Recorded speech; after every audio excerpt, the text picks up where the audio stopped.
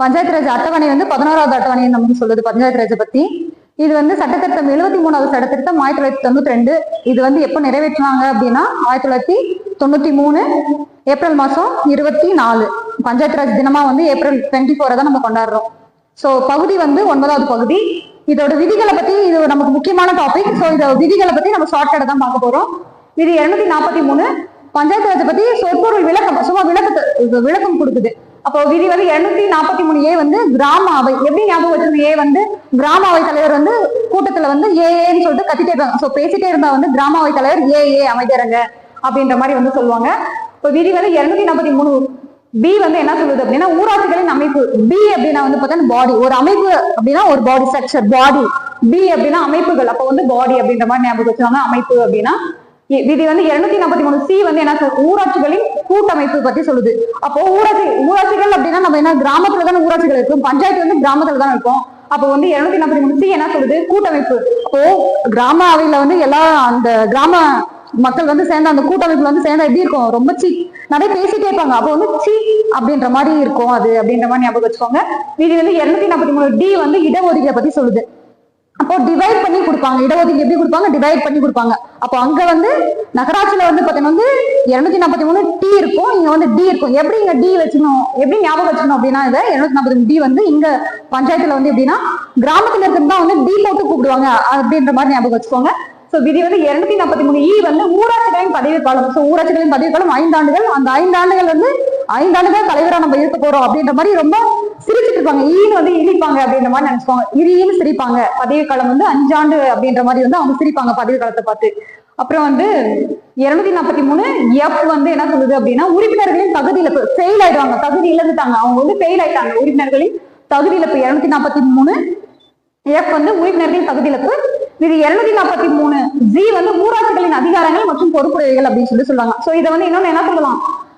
இது வந்து பணிகள் வந்து சொல்லலாம், ஊராட்சிகளின் பணிகள் அப்படின்னு சொல்லிட்டு சொல்லலாம். சோ மொத்தம் எத்தனை பணிகள் இருக்கு அப்படின்னா 29 பணிகள் வந்து இருக்கு. சோ இது வந்து ரொம்ப முக்கியமான ஒரு ஆர்டிகல். இப்ப வந்து இதை எப்படி ஞாபகம் வச்சுக்கணும் அப்படின்னா ஜி தான் வந்து இப்போ நிறைய பணிகளை வச்சுட்டு இருக்காங்க, ரொம்ப அதிகார பணிகளை வந்து ஒருத்தர்கிட்ட இருக்கு அப்படின்னா அவர் யாரு? ஜி. இந்தியில வந்து நம்ம ஜின்னு சொல்லுவாங்களா, அப்போ நம்ம இங்க வந்து என்ன சொல்லுவோம் தமிழ்ல? ஐயா. ஒரு அதிகாரத்துல இருக்கிறவங்க தான் வந்து அந்த பணிகளை வச்சுட்டு இருப்பாங்க. சோ ஜி தான் வச்சுட்டு இருக்காரு. என்ன ஊராட்சி அதிகாரங்கள் மட்டும் அந்த பணிகளை பொறுப்புடைகளை வந்து வச்சிருக்காங்க அப்படின்ற மாதிரி ஞாபகம் வச்சுக்காங்க. இது 243H வந்து என்ன சொல்லுதுன்னா ஊராட்சிகளின் வரிகளை பத்தி சொல்லுது. இப்போ வரிகள் வந்து பார்த்தீங்கன்னா கிராமம் இருக்கிறது கிராமம், ஆனா வரி வந்து எவ்வளவு ஹையா இருக்கு, லெவல் ஹை லெவல்ல இருக்கு. ஸோ ஹெச் வந்து பாத்தீங்கன்னா ஹை அப்படின்ற மாதிரி வச்சுக்கோங்க.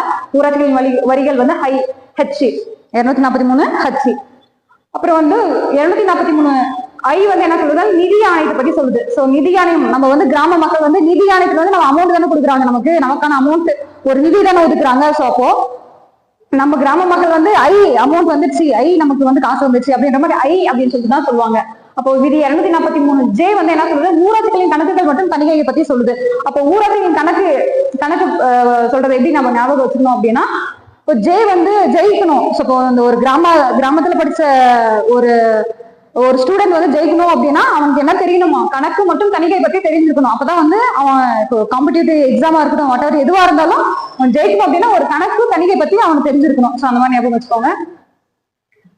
இது 243K வந்து என்ன சொல்லுது? ஊராட்சிகளுக்கான தேர்தலை பத்தி சொல்லுது. சோ ஊராட்சிகளுக்கான தேர்தல் வந்து எப்படி ஞாபகம் வச்சுக்கணும் அப்படின்னா K வந்து தேர்தல் எப்படி ஞாபகம் வச்சுக்கணும்? தேர்தலை ஜெயிச்சதான் கிங் ஆகுவாங்க. சோ கிங் அப்படின்னா K நமக்கு வருது. அப்போ கிங் அப்படின்ற மாதிரி ஞாபகம் வச்சுக்கோங்க. 243L ஒன்றிய மண்டலங்களுக்கான பொருந்துதல் அப்படின்னு சொல்லிட்டு சொல்லுவாங்க. அப்போ ஒன்றிய யூனியன் பிரதேசங்களுக்கான பொருந்துதலை பத்தி சொல்லுது.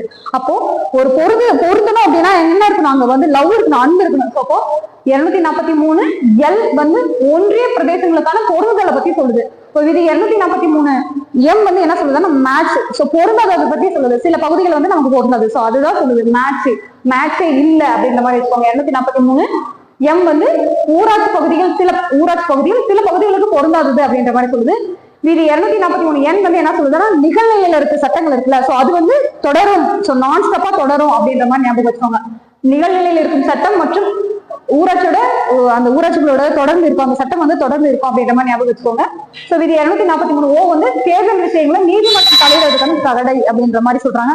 சோ அந்த ஓ வந்து இப்ப கிராமத்துல தானே நம்ம சொல்றோம், கிராமத்தை பத்தி தானே பேசிட்டு இருக்கோம். பஞ்சாயத்து வந்து பஞ்சாயத்துனா கிராமம் தானே. அப்போ ஓ நீங்களாம் வந்து இதுல வந்து வரீங்களா, நீங்களாம் இதுல தடையில, ஓ நீங்களாம் வரக்கூடாது, சோ ஓ நீங்களாம் உங்களுக்கெல்லாம் இதுல வந்து இது இருக்கா அப்படின்ற மாதிரி ஞாபகம் வச்சுக்கோங்க. So okay, thank you.